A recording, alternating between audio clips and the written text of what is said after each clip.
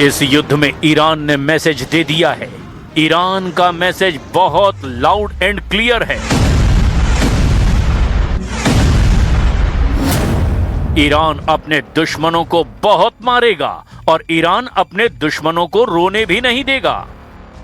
आसमान में टिमटिमाती हुई मिसाइल देखिए, ये सऊदी अरब का प्रिंस सलमान एयरबेस है। और फिर सऊदी अरब का सबसे खास अड्डा जहां अमेरिकी सेना भी तैनात है, वहां हुआ अटैक। फिर देखिए,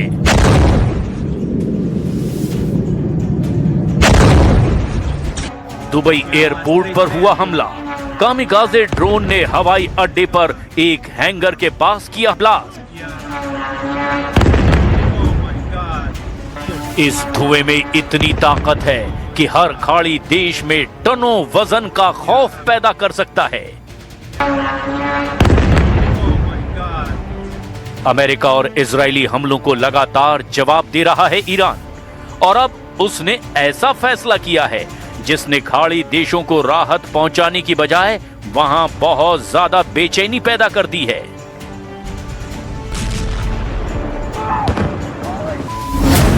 ईरान का फैसला है कि अब वो खाड़ी देशों पर हमला नहीं करेगा, लेकिन शर्त रखी है, ये फैसला तब तक लागू रहेगा जब तक खाड़ी देशों की जमीन से ईरान पर हमला नहीं होता।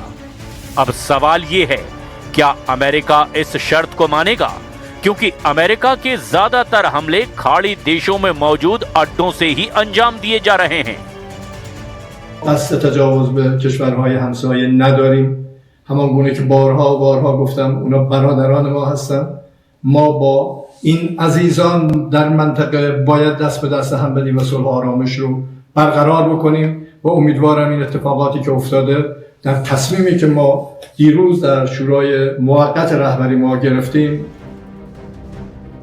यानी हमला होगा तो जवाब मिलेगा, और पलटवार ऐसा होगा कि दुबई से लेकर रियाद तक दहलेगा। ईरान ने एक बार फिर मिसाइल लॉन्च करते हुए दिखाई है। इसमें खुर्रम शहर भी है, इसमें खैबर शिकन भी है, और इसमें फतह भी है। ईरान बता रहा है कि मिसाइल गोदाम भरे पड़े हैं, मिसाइल अड्डे लगातार काम कर रहे हैं और उनका बाल भी बाका नहीं हुआ। ईरान की इसी ताकत ने अमेरिका को बहुत ज्यादा परेशान करके रखा हुआ है और इजराइल की तो कमर ही तोड़ डाली है। लेकिन ईरान की इस ताकत को खत्म करने के लिए डोनाल्ड ट्रंप ने एक बड़ा फैसला किया है।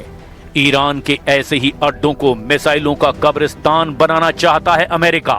इसीलिए रिवॉल्यूशनरी गार्ड्स को डराने के लिए अब अमेरिका ने उतार दिया है काला दैत, जो कारपेट बॉम्बिंग करने में उस्ताद माना जाता है।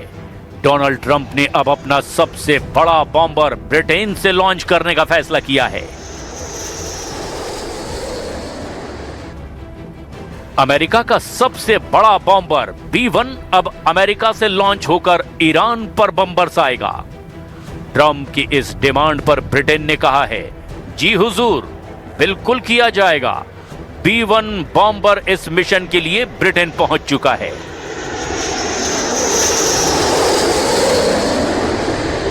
अमेरिका के पास 60 से ज्यादा B-1 बॉम्बर हैं। ये 34,000 किलो के बम या 24 क्रूज मिसाइल लेकर उड़ सकता है।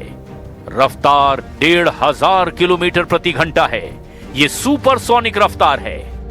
B-1 बॉम्बर अमेरिका का सबसे भरोसेमंद और उसकी बॉम्बर्स वाली फ्लीट का वर्कहॉर्स कहा जाता है। ये सबसे तेज रफ्तार से उड़कर दुनिया की किसी भी लोकेशन पर पहुंच सकता है।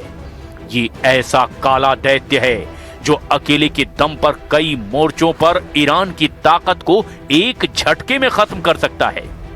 Because we are completely decimating them. As I said earlier, we've taken out nearly 30 of their ships. Their navy has been deemed combat ineffective. 90% reduction in ballistic missile retaliatory strikes against the United States and our Gulf Arab and partners in the region. अब सवाल ये है कि Britain से उड़कर B-1 bomber अगर Iran पर हमला करता है तो क्या ईरान लंदन पर पलटवार करेगा? ईरान से ब्रिटेन की दूरी है करीब 4000 किलोमीटर। क्या इतनी दूरी तक ईरान वार कर सकता है? ईरान के पास सबसे लंबी दूरी की मिसाइल 2000 किलोमीटर की खुर्रमशहर 4 है, जो कम पेलोड यानी हल्के वॉरहेड के साथ 2500 किलोमीटर तक वार कर सकती है। वहीं ईरान के कामिकाज़े ड्रोन शाहिद 136 और आरश-2 ड्रोन की रेंज 2000 किलोमीटर है और वो भी हल्के वॉरहेड के साथ 2500 किलोमीटर दूर तक वार कर सकते हैं। ऐसे में ईरान ब्रिटेन के उन अड्डों को टारगेट करेगा जो उसकी जद में हैं। इसमें सबसे करीब साइप्रस है, जहां ब्रिटेन के 2 बड़े मिलिट्री अड्डे हैं। ये आराम से ईरान की मिसाइलों का टारगेट बन सकते हैं और ईरान ने वादा किया है कि अपने उन दुश्मनों के अड्डों को वो नहीं बख्शेगा जो अमेरिका के हमले लॉन्च करने में मदद करेंगे। ईरान ट्रेलर रोज दिखा रहा है।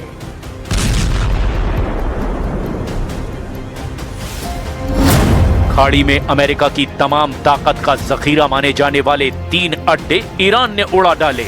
पहला है कतर में अल उदैद एयरबेस, दूसरा है यूएई में अल दाफरा एयरबेस और तीसरा है बहरीन में अमेरिका की 5वीं फ्लीट का हेडक्वार्टर।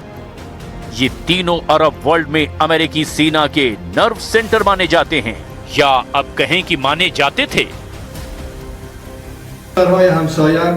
که یه سری از گروه ها و یا جناها در فکر اینن که از این فرصت بخوان به خاک ما حمله کنن، این پیام رو میدن بهتره که بازیچه دست امپریالیسم نشن.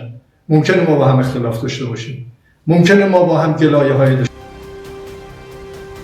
ईरान की मिसाइलों को लॉन्च करने वाले रिवोल्यूशनरी गार्ड्स को यह मैसेज पहुंच गया है और इनके कमांडरों ने भी कहा है कि खाड़ी देशों पर अब तब तक हमला नहीं होगा जब तक वहां से ईरान पर हमला नहीं किया जाता। लेकिन तब तक ईरान की मिसाइल पावर हर दुश्मन को दहलाने के लिए तैयार रहेगी। सऊदी अरब में हुआ मिसाइल हमला एक बार फिर देखिए। ऐसे ही हमलों ने अमेरिका को बुरी तरह दहलाया है। ईरान के खिलाफ अमेरिका के थर्ड मिसाइल डिफेंस सिस्टम को बड़ा नुकसान पहुंचा है। थर्ड के लिए इस्तेमाल होने वाले उसके आधे रडार पूरी तरह तबाह किए जा चुके हैं। इसमें जॉर्डन में तैनात थर्ड को दिशा दिखाने वाला AN/TPY-2 रडार तबाह किया जा चुका है। ऐसे एक रडार सऊदी अरब और यूएई में भी तैनात किए जा चुके हैं। ये ऐसे रडार हैं जो बाकी देशों में तैनात मिसाइल डिफेंस सिस्टम से लाकर खाड़ी देशों और इजराइल में तैनात किए थे और इन सिस्टम को ऑपरेट करने वाले भी अमेरिकी सैनिक ही हैं। यानी ईरान ने अब खाड़ी देशों में अमेरिका के डिफेंस अड्डों को करीब करीब खत्म ही कर दिया है और अब ईरान कह रहा है कि आगे हमला तभी करेंगे जब वहां से हमला किया जाएगा। इसीलिए कहा जा रहा है कि ईरान अपने दुश्मनों को बहुत मारेगा और ईरान अपने दुश्मनों को रोने भी नहीं देगा। ईरान ने नई चुनौती समंदर में देनी शुरू कर दी है। इसके लिए अब स्ट्रेट ऑफ हॉर्मुज को लेकर IRGC यानी रिवोल्यूशनरी गार्ड्स ने अमेरिका को चैलेंज कर दिया है। ईरान की नेवी करीब करीब खत्म हो चुकी है, लेकिन अमेरिकी बेड़े की तरफ क्रूज मिसाइल दागकर उसने कैरियर डुबोने वाला इरादा भी फिर जाहिर कर दिया है। IRGC ने कहा है कि हॉर्मुज में अपने जहाजों को एस्कॉर्ट करने के लिए ट्रंप का स्वागत है। अगर अमेरिका में हिम्मत है तो ऐसा करके दिखाएं, फिर देखते हैं क्या होता है। इजराइल में तबाही और खाड़ी में अड्डों को मिटाने वाले हमलों ने अमेरिका और इजराइल को बहुत मुश्किल में फंसा दिया है। ट्रंप और नेतन्याहू को ईरान को घुटनों पर लाने के लिए कुछ ऐसा करना होगा जिससे उनकी ताकत का फिर से लोहा माना जाए, क्योंकि ईरान के पलटवार ने बता दिया कि लीडरशिप खत्म होने के बाद भी वो कमजोर नहीं पड़ा है।